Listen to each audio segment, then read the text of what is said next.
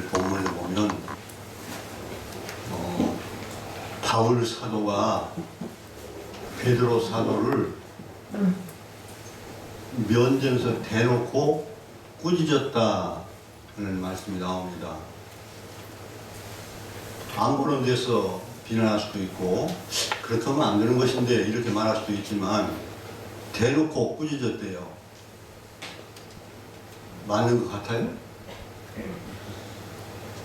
3년 동안이나 예수님을 대동하면서 듣고 배웠던 베드로.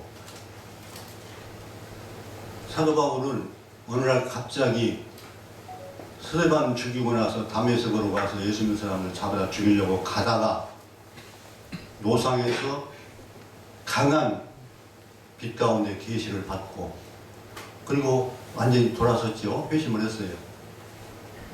그러면 그가 하는 말을 고지 안 들으면 그건 사람 아니에요. 다른 사람들이 저 사람은 그 말이 사실이고 하는 걸 보니까 정말 사도다 그렇게 인정을 해주면 사도지만 그 인정 안 해주면 사도가 아니라고요. 그러잖아요. 예수님이 선택해서 같이 따라다니는 사람들이 사도지 바울이 갑자기 내가 사도다 한다고 사도가 되겠어요? 그런데 어떻게 그런 사람이 베드로를 보고 대면해 놓고 네가 왜 유대인으로서 이방인답게 살지도 못하면서 이방인들 보고는 유대인같이 되라고 했느냐? 그렇게 꾸짖는 거예요. 그래서 저는 성경을 읽으면서 이거 뭐가 좀 거꾸로 된 것 같은데 베드로가 바울을 꾸짖고 그런 거 아니다. 우리 예수님이 이렇게 하셨다. 그렇게 가르쳐야 맞는 거지. 어떻게 바울이 베드로를 꾸짖었을까?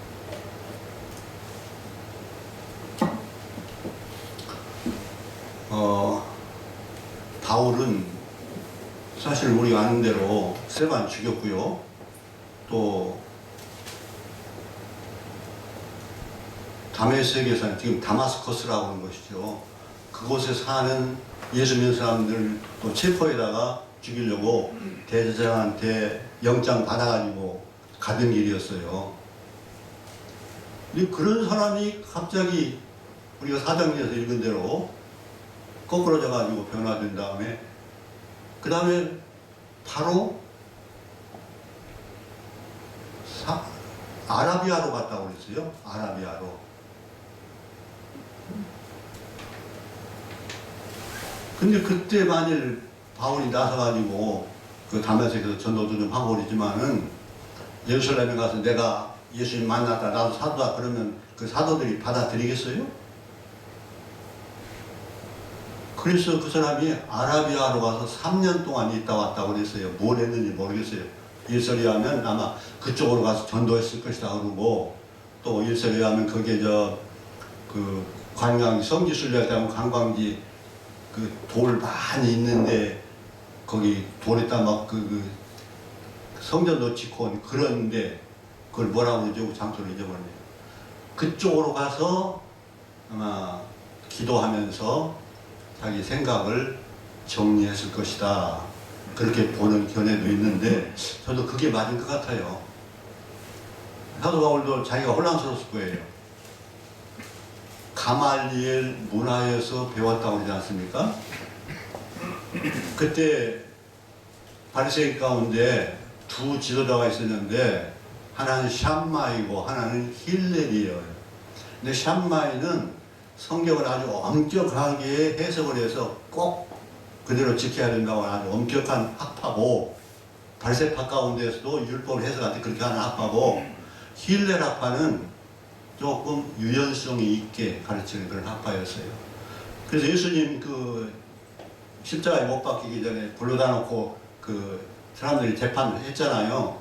그때도 힐렐이 제사장이었는데 이게 하나님께로부터 말미암은 일이면 우리가 아무리 말려도 안 될 거고 하나님께로부터 시작된 일이 아니라면 놓아둬도 저절로 망할 거다.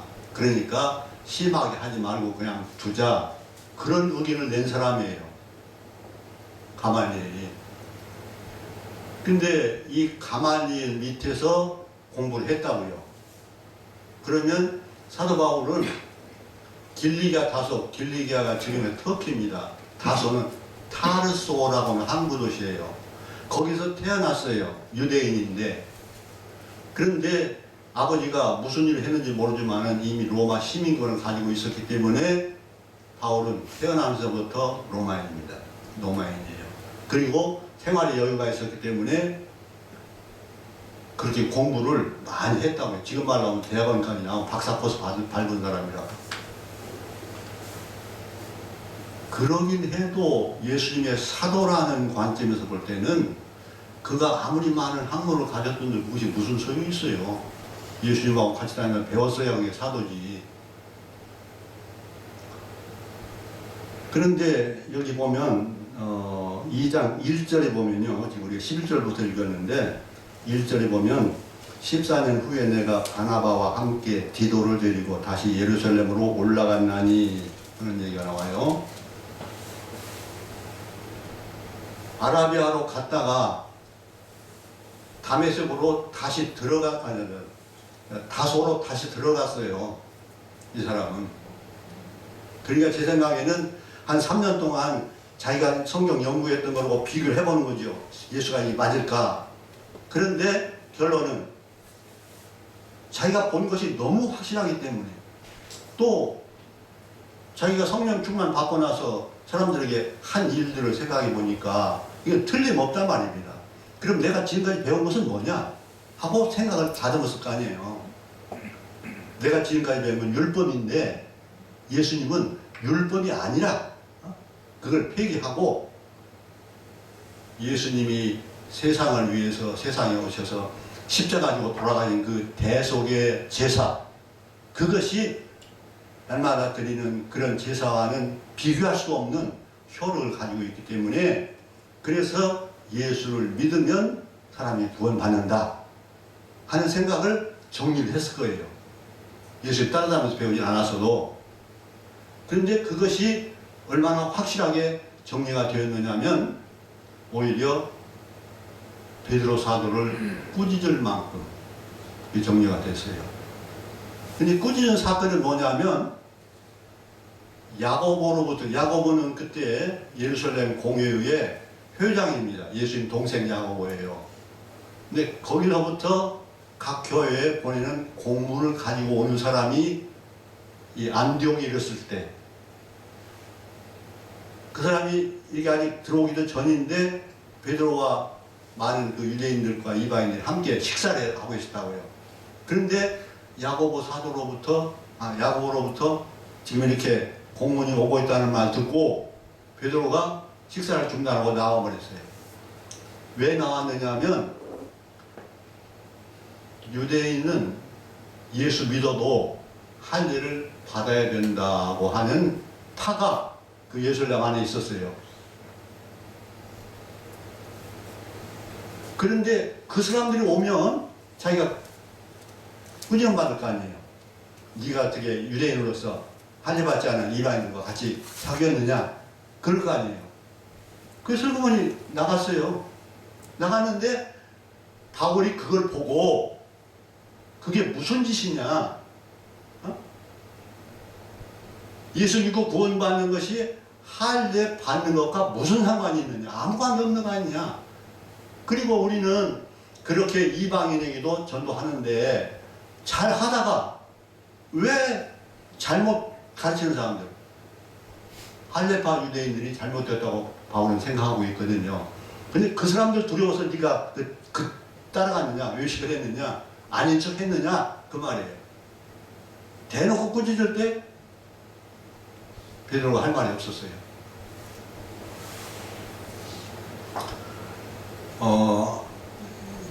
그 가이사라가 지금은 이스라엘의 대표적인 항구 도시죠. 근데 가이사라 100리쯤 밑으로 가면 요빠라는 곳이 있는데요. 그 요빠가 로마가 통치하기 전에 유대 나라로 살 때에 아주 중요한 항구였어요. 외국으로 갈 때 거기다 거쳐서 드나들었다고요. 근데 거기에 그 도르가인가 하는 과부가, 아주 선행을 많이 하는 과부가 있었잖아요. 그 사람이 죽었다고 고군방에서 전도하는데 데려왔었어요. 베드로를. 베드로 가서 기도하고 살아났죠. 그러면 그 옆에 있는 그 요파 항구에 그 시몬의 집, 피장 시몬의 집에서 숙식을 했어요. 며칠 동안 잤다고요.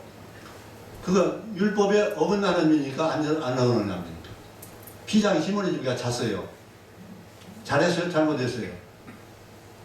율법대로 하면 큰일 나는 일이에요. 왜냐면은 죽은 가죽은 저기 부정한 거라고 만지면 안 된다고. 근데 그거 가지고 뭐 만드는 사람인데 그 사람의 집에 가 잤다니까요.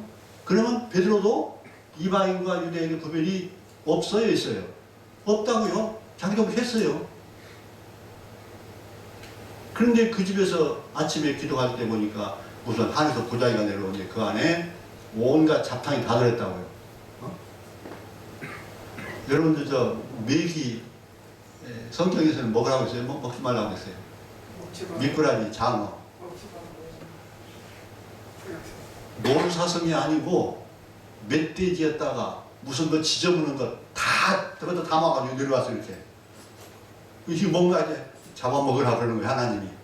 그러니까 깜짝 놀라가지고, 주님, 내가 이 부정한 것들은 한 번도 만진 일도 없습니다. 내가 정결케 했는데 왜 네가 부정하다 하느냐? 어제 올라가 버렸어요. 이게 무슨 환상일까? 근데 밖에서 사람을 찾는단 말이에요. 이게 베드로 계십니까? 하고.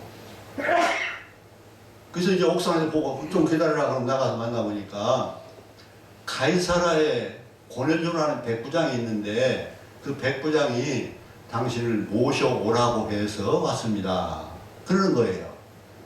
베드로가 딱 생각이 돌았죠. 아, 이방인인데 구별하지 말고 사귀라는 뜻으로 그걸 보냈구나. 하나님이 부정하지 않다고 했는데 내가 못 갈 이유가 없지. 가자. 그럼 같이 갔다고요. 가보니까 가족, 친척들 다 모여가지고 아주 그러고 있잖아요. 근데 베드로가 들어오니까 하나님 대접하듯이 절을 하려고 그러니까 그러지 마라, 그러지 마라. 나도 사람이다. 그리고 설교하고 나니까 다 성령 받았잖아요. 그래서 이 사람들도 우리가 똑같이 성령을 받았는데 물로 세례 주는 것이 무슨 상관이냐. 물로 세례 주어라. 그래가지고 다 세례 줬다고요. 그러면 이방인들도 유대인과 구별 없이 구원 받는다고 하는 것을 자기도 경험을 했어요. 경험을 했어요. 근데 여기 갈라디아 그 2장 1절에 보면 14년 후에 내가 바나바와 함께 디도를 데리고 예루살렘에 올라갔다 그러잖아요. 그러면 지금 이 베드로와 이 충돌된 사건은 적어도 이 14년이 무엇을 기준인지는 모르지만은 바울 자기를 기준으로 한다고 하면 일단 그 변화된 이후로 14년은 지났을 거란 말이죠. 그럼 그만큼 베드로도 14년 지난 거예요. 그동안 지금 여러 선교도 하고 활동도 하고 그랬는데 14년이 지났으면은 더 확실하게 이방인도 유대인과 구별 없이 구원 받는다는 것을 생활로 실천했어야 될 거 아니냐 말이죠. 그런데 왜 지금 유선을 떠는 거예요? 왜? 예루살렘 교회 안에 할례파가 있었다니까요. 사도들 500명씩 모이고 있잖아요. 그 가운데 할례파가 있었어요. 이방인은 예수 믿어도 할례를 받아야 된다 하고 주장하는 파예요. 이게 맞습니까? 틀립니까? 아니 여러분들도 베드로같이 꾸준하면 들어야 돼요? 틀리죠. 아무 상관없어요. 할례는요 유대인 율법에 의해서 하나님과 나와의 약속이라는 표를 해놓는 거예요. 하나님의 약속이 무지개 약속도 있고 또 안식일도 있고 하나님의 백성들이 지켜야 될 몇 가지가 있잖아요. 그 가운데 하나라고요. 근데 유대인들은 예수 믿어도 할례 받아서 유대인 되어야지 하나님 유대인만 구원하지 이방 구원 안 한다는 생각을 가지고 있었다니까요. 그때까지도. 틀렸잖아요. 구별이 없이 오직 우리가 마지막에 읽은 그랬잖아요. 믿음으로만 구원받는다. 이 로마서가 이신 득의 이를 가장 강조한 책이고 갈라디아는 그의 축소판이에요. 똑같이 믿음으로 구원받는 것이다 하는 것을 강조하는 그런 구절이라고. 제가 드리고 싶었던 얘기는 바울이 공부를 많이 했으니까 더 우월하고 베드로는 어쩌면 글을 쓸 줄도 몰랐을지도 모르겠다. 어부니까 그래서 학력 차이로 그런 일이 일어났을까? 그건 아니에요. 다만 한 가지 내가 지금 말씀드리고 싶은 것은 사람이 변하는 것이 쉽지 않다는 겁니다. 사람 고쳐 쓰는 건 아니다 그런 말 있다고 그러잖아요. 근데 사람 고쳐 쓰는 것 아닙니까? 그러면 예수 믿다가 전도할 필요도 없어요. 바뀌지 않는 걸 전제로 하고 사람은 고쳐 쓰는 거 아니다 그렇게 말하는 거거든요. 고쳐 쓰는 거라고요. 그런데 얼마나 빨리 고쳐지느냐? 얼마나 빨리 고쳐집니까?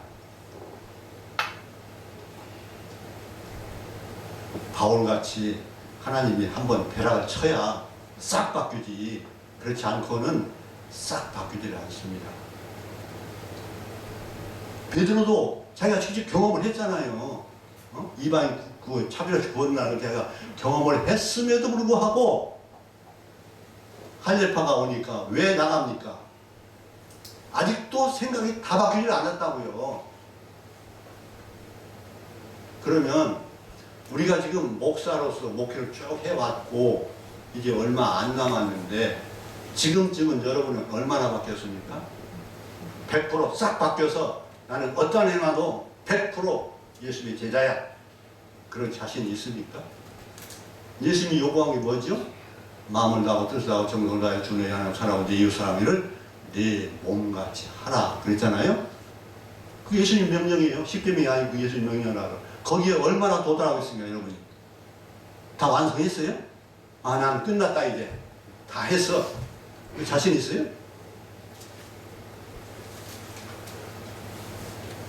제 고백입니다만은 저도 거룩하게 살고 겸손하게 살고 말씀대로 살아야 된다고 날마다 다짐하고 아침마다 예배드리면서 또 기도하고, 그런데도 가만히 돌이켜보니까 남을 비하하는 습성이 있어요. 누가 좀 이렇게 잘해도 그까지 뭐 그런 거야? 이렇게 비하해버린다고요. 그러면 돼요 안 돼요? 안 되지요. 솔직히 평가를 해줘야지요. 그런 생각이 나한테 있더라고요. 참 못됐죠. 그러면 안 되는 거예요. 그나마 내 어떤 열등감, 열등의식 같은 게 있어가지고 그렇게 작용되는 거 아닌가 그런 생각이 있어요. 그뿐만이 아니고 저한테 또 다른 그런 그 잘못된 것도 있습니다.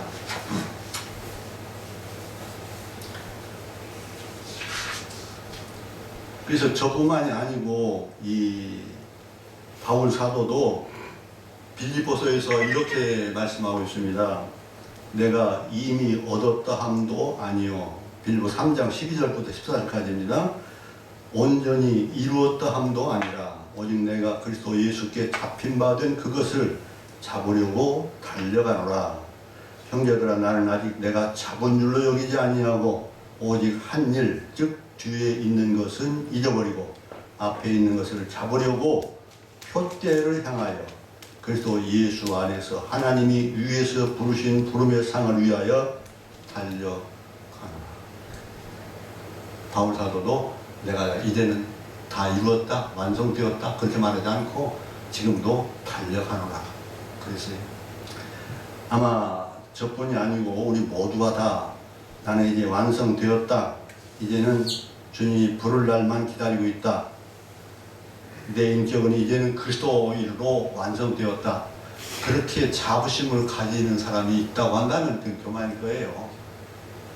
사람이 고쳐지는 것이고 바뀌어서 우리가 예수 안 믿을 때 생각하면 많이 변하긴 했지만은, 저는 심지어 고향 친구 하나가 그러더라고요. 자네 참 예수 믿기 잘했어. 자네 교회 안 다녔더라면 깡패밖에 더 있겠어. 대놓고 그러더라고요. 나보고. 나는 어릴 때 시골에서 그렇게 평가를 받았어요. 그게 지금 제가 책을 안 씁니다만은 어떤 인생이라는 책을 쓰는데 일기장이 있어서 그걸 쭉 정리를 했는데요. 그때의 그 장가간 무릎에 그때 기록이 다 있더라고요. 그렇게 평가받는 사람한테 딸 주려고 하는 사람이 어디가 있겠어요. 3년 걸렸다니까요, 장가가는데. 근데 지금은 이제 어른들 다 돌아가시고 작은아버지 한 분이 있는데 나보다 3살 더 잡순 작은아버지예요. 장로님, 홍성교회 장로예요. 홍성교회 묘지가 있어서 거기 다 있어요, 가족들이. 그래서 4월 초파일 날은 어차피 쉬는 날이니까 그러다 모여요. 제사는 안 되는지 오래고 이제 그 추도식을 하는데 그걸로 다 모이면 큰 집장 한쪽에 다 모인다고. 어떤 데가 한 20명, 30명이 모이는데 예배는 더 누가 하겠어요? 목사는 다 하는데 내가 하는 거예요. 장로님 기도하고.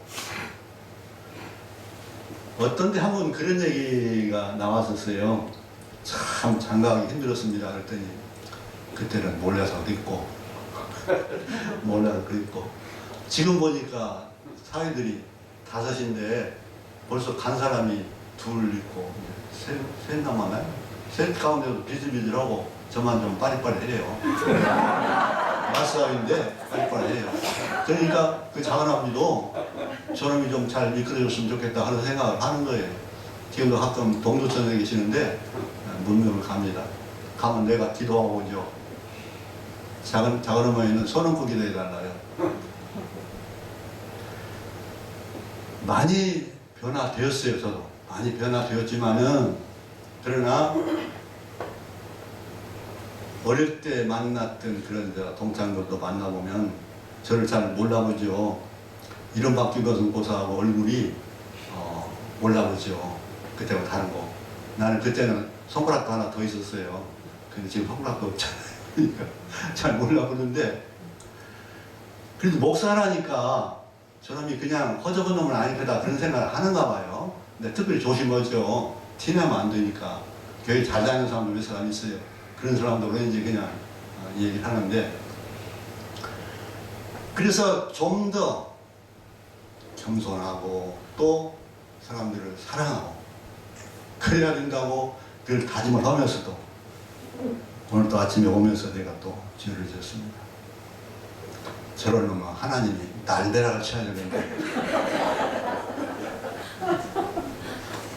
그 뭡니까? 우크라이나 침공한 그 사람 말이에요. 참 어떻게 나파되게 많이 내놓고 그 약한 나라를 그렇게 군대 다 동원해가지고 쭉 밀어붙이는 그걸 누가 막아요? 막을 수가 없잖아요. 그냥 속 터져 죽겠어요 그냥. 그래서 그렇게 말했는데 아이고 또 실수를 언제쯤이면 완성된 그리스도인으로서 흠잡을 것 없이 그렇게 할 수 있을까? 어쩔 수 없어요.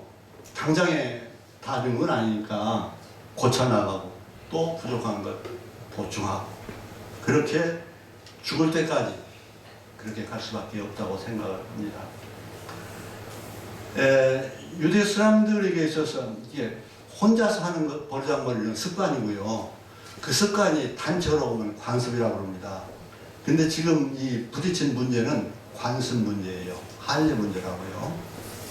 근데 우리들도요, 개인의 습관도 잘못된 것이 있지만은 관습도요, 지금 많이 변했지만은 정월 2월 영동, 3월 3일날, 4월 초파일, 5월 단오, 6월 유두, 7월 칠석, 8월 추석, 9월 9일 두목, 10월 상달, 11월 동짓달, 12월 섣달. 그 전부 세시 풍습이 있어요. 근데 그게 거의 다 안 지키죠. 그래서 저는 지금도 하나 지키는 게 있습니다. 동지 때 팥죽 끓이잖아요. 우리 집은 팥죽을 꼭 끓여요. 옛날에는 저도 봤어요. 할머니가 팥죽 끓여가지고 집 뒤안에 다니면 다 뿌리고 다녔어요. 그런 건 안 하죠. 그런 건 안 하지만은 그때 먹던 팥죽이 아주 기억이 생생해가지고 크리스마스 때는 동지고 그 집사람이 아주 끓여요, 팥죽. 근데 그 정도 관습은 문제가 안 되겠죠. 근데 관습이 문제가 되는 경우가 제사 문제입니다.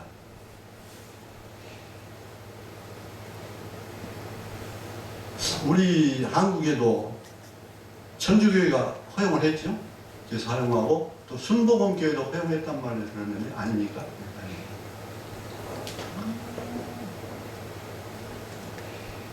우리 최 목사님이 칼럼을 썼으니 다 읽으셨겠죠. 제사는 우상숭배다. 저도 옛날 생각하면 어머니가 저를 업고 이웃마을에 갔다 온 기억이 있어요. 참 오래된 기억인데 있어요. 어머니가 둘째 낳다가 실패했어요. 죽었어요. 그래서 그 아버지가 어디다 갖다 묻어놓은 모양인데 어머니가 보고 싶다고 그러니까 나를 업고 갔어요. 갔다 보니까 그 강변 모래만 있는데 인가 없는데 그런 데인데 보니까 벌써 짐승들이 다 가져가고 다리 하나 남았더라고요. 근데 그걸 봤어요. 엄마가 얼마나 슬퍼.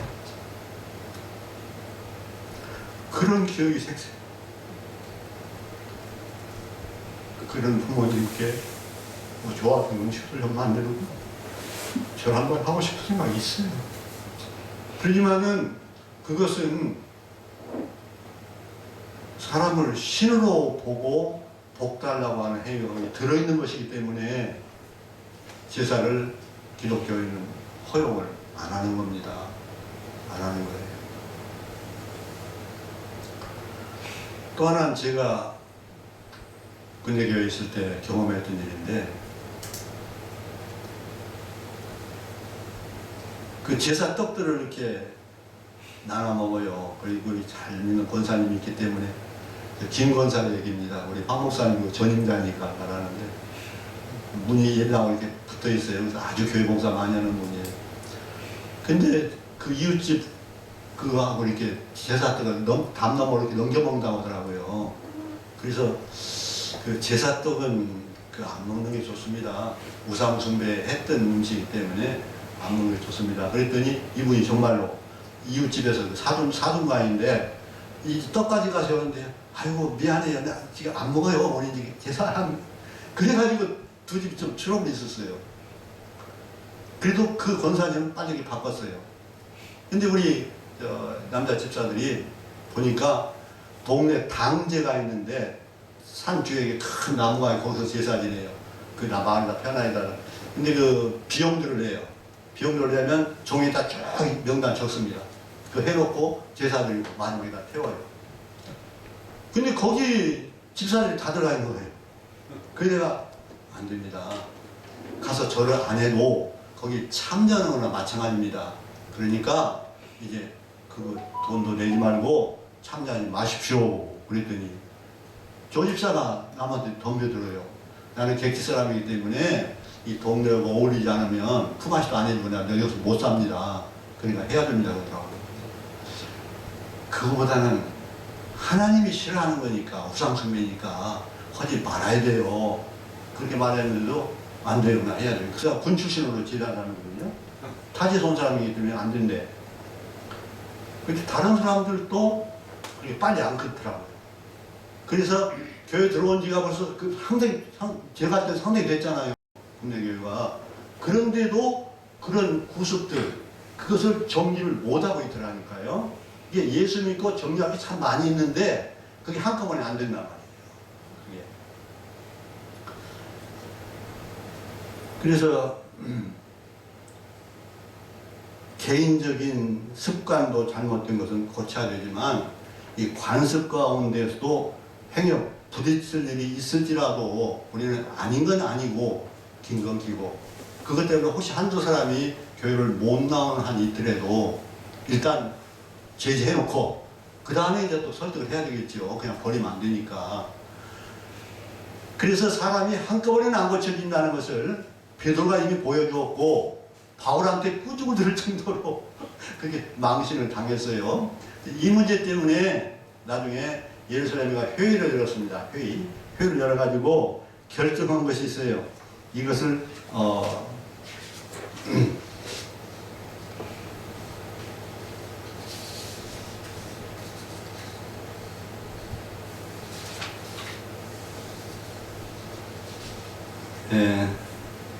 사도행전 20장에 가면 이렇게 결정을 했습니다.